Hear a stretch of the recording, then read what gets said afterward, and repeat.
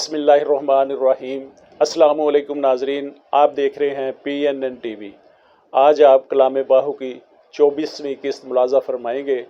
24ویں قسط کے ساتھ آپ کا میزبان میر محمد امین ایڈوکیٹ سلام پیش کرتا ہے۔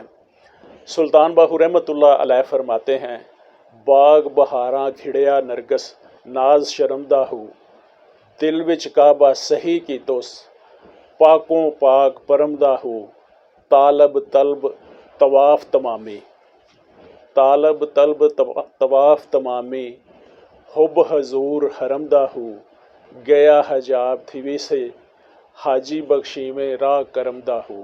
ماشاءاللہ، بہت ہی پیارا اور خوبصورت کلام ہے۔ آپ فرما رہے ہیں، باہو باغ بہاراں کھڑیا نرگس ناز شرمدہ ہو۔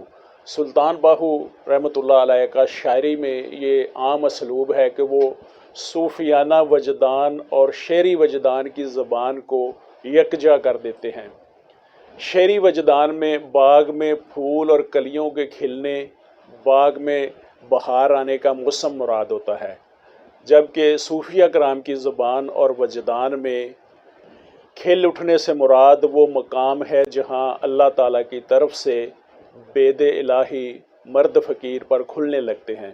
اسی مقام پر اسے وہ بصیرت ملتی ہے جہاں وہ اشیاء کے اصل حقائق کو ان کے اصلی رنگ میں دیکھنے لگتا ہے۔ اس سے آشکار ہونے لگتا ہے کہ خودی اور بڑائی کا حق صرف ذات پاک کا ہے، کیونکہ اس کا ہی ملک ہے، ہمیشہ سے ہے اور ہمیشہ رہے گا۔ اسی کی ذات غنی ہے، وہی ہے جو ایک کے سر پہ تاج رکھ دیتا ہے، ایک کو تخت سے اتار کر مٹی میں ملا دیتا ہے۔ کسی کے سر پر نیک بختی کی ٹوپی ہے، کسی کی بغل میں بدبختی کی گودڑی ہے، یہ سب اسی کی عطا ہے۔ نرگس ناز شرمدہ، نرگس علامت ہے نیک اعمال کی، ناز کو صفت مشوق کہا گیا ہے، اور اہل تصوف کے نزدیک یہ صفت حق تعالیٰ ہے کہ وہ اپنے عاشقوں کو اپنے ظاہری و باطنی جلوے دکھاتا ہے۔ شرم و حیا کے مترادف ہے۔ جنید بغدادی رحمۃ اللہ نے حیا کے بارے ایک سوال کے جواب میں بیان فرمایا کہ خدا کی نعمتوں کو دیکھنا، پھر اپنی تقصیر پر نظر کرنا، ان دونوں کے مابین جو حالت ہوتی ہے اسے حیا کہتے ہیں۔ گویا مفہوم یہ ہوا کہ ہم نے اس حیا کی کیفیت کو برقرار رکھتے ہوئے نیک اعمال سر انجام دیے، اور یوں اللہ نے ظاہری و باطنی طور پر ہمیں اپنی قدرت کے جلوے دکھائے۔ دوسری لائن میں سلطان العارفین فرماتے ہیں، دل وچ کعبہ صحیح کی توس پاکوں پاک پرمدہ ہو، پاکوں پاک کرمدہ ہو۔ صوفیہ کی زبان میں کعبہ سے مراد ذات الہی ہوتی ہے، کہ جہاں بھی کعبہ کا لفظ استعمال ہوتا ہے اسے وہ ذات الہی مراد لیتے ہیں، یعنی ہم نے دل میں ذات الہی کا صحیح طور پر ادراک کیا اور اپنی سمت درست کر لی اور ذات الہی سے پیار کیا تو اللہ نے کرم کر دیا، ہمارے دل کو اپنے کرم سے پاک کر دیا۔ تیسری لائن میں آپ فرماتے ہیں، طالب طلب طواف تمامی، حب حضور حرمدہ ہو۔ صوفیہ طواف کو بھی علامت کے طور پر استعمال کرتے ہیں۔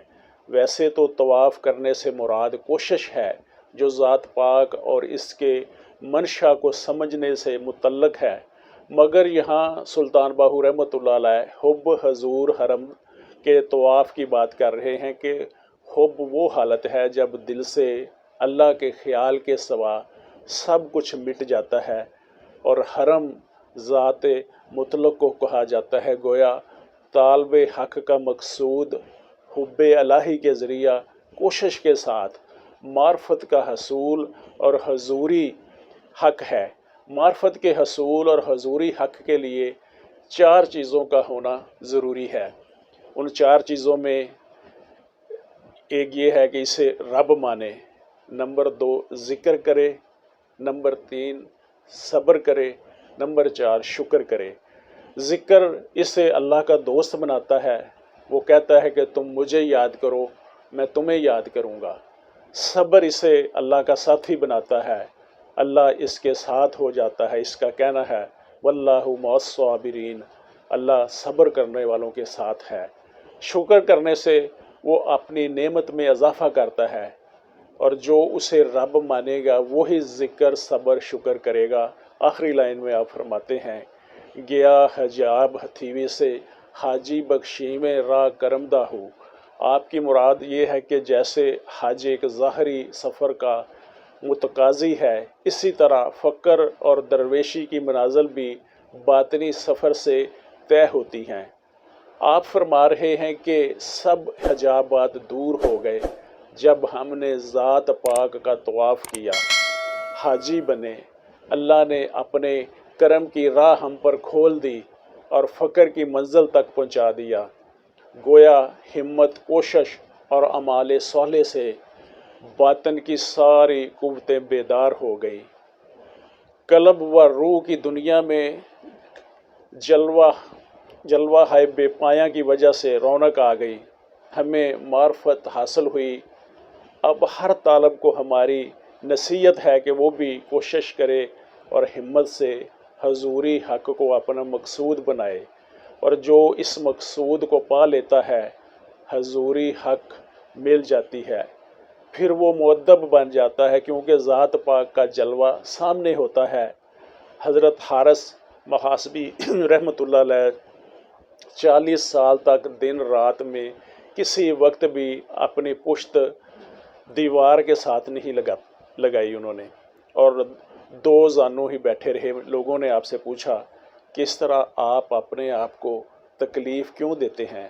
تو آپ نے فرمایا کہ مجھے شرم آتی ہے کہ بارگاہ خداوندی میں غلاموں کے علاوہ کسی اور حالت میں بیٹھوں۔ حضرت داتا علی حجویری رحمۃ اللہ علیہ فرماتے ہیں کہ میں دریائے خراسان کے ایک گاؤں میں گیا جو کہ بلند کے نام سے مشہور تھا۔ وہاں میں نے ایک شخص کو دیکھا جسے لوگ مرد ملندری کہتے تھے۔ اس میں تمام فضیلتیں موجود تھیں۔ یہ شخص 20 سال سے پاؤں پر ہی کھڑا تھا اور نماز میں تشہد کی حالت میں کھڑا تھا، تقریباً 20 سال سے بیٹھا نہ تھا۔ میں نے اس سے اس کی وجہ پوچھی، وہ کہنے لگا میں ابھی اس درجہ پر نہیں پہنچا کہ حق تعالیٰ کے سامنے میں بیٹھ سکوں۔ یہ ہیں وہ لوگ جنہیں حضوری حاصل ہوئی، جو ذات پاک کے روبرو ہوتے ہیں اور ذات الہی کا ہر وقت وہ دیدار کرتے ہیں۔ ذات پاک کا دیدار ہی ان کی نماز ہوتی ہے۔ عاشق پڑھن نماز پریم دی، جے وچ حرف نہ کائی ہو، جیب نہ ہلے ہونٹ نہ پھڑکن، اصل نماز سوئی ہو۔ یہ تھا ناظرین آج کا کلام باہو۔ آئیے آج کے اس خوبصورت کلام کو، آج کی اس خوبصورت بند کو خوبصورت آواز میں سنتے ہیں۔ اسٹوڈیو میں تشریف رکھتے ہیں قاری عمر افضل حیدری صاحب۔ تو آئیے ناظرین آج کا خوبصورت بند قاری صاحب کی آواز سے سنتے ہیں۔ باغ بہاراں کھڑیا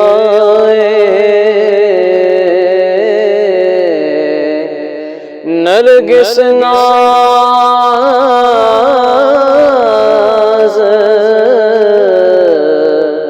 شرمدار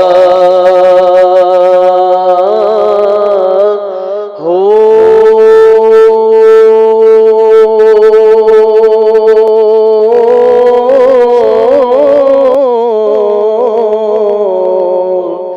دل وچ کعبہ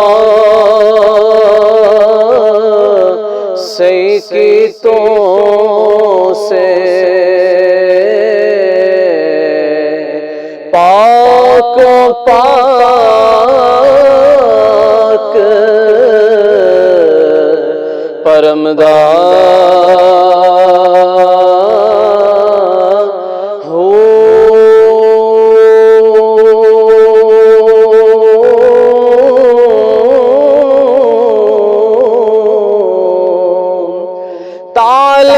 طلب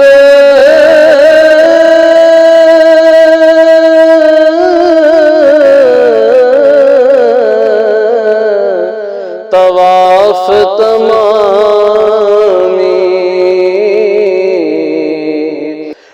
اب حضور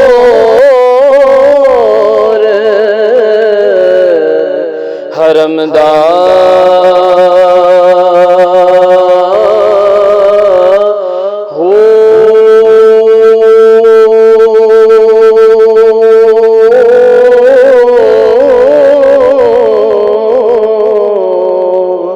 گیا حجاب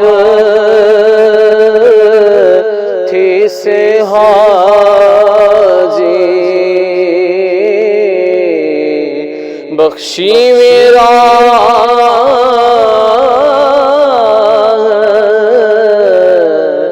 کرم دار